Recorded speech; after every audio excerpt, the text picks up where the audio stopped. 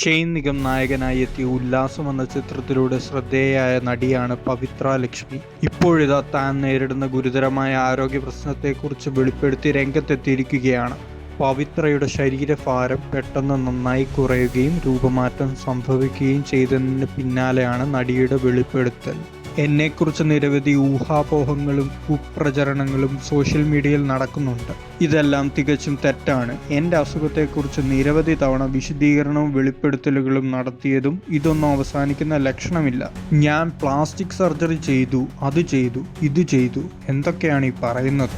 ഇതെല്ലാം തന്നെ അടിസ്ഥാനരഹിതമായ ആരോപണങ്ങളാണ്. ഞാൻ ഇപ്പോഴും പറയുന്നു, എനിക്ക് ഗുരുതരമായ പല ആരോഗ്യ പ്രശ്നങ്ങളുമുണ്ട്. ഇതിനുള്ള ചികിത്സ നടക്കുന്നുണ്ട്.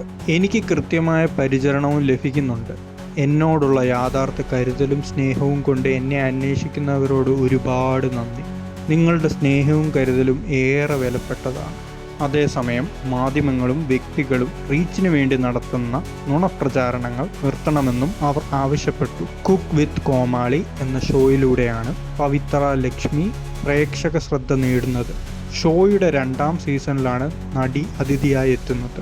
അദൃശ്യം എന്ന മലയാള ചിത്രത്തിലും അഭിനയിച്ചിട്ടുണ്ട്. OK കൺമണിയാണ് ആദ്യ ചിത്രം.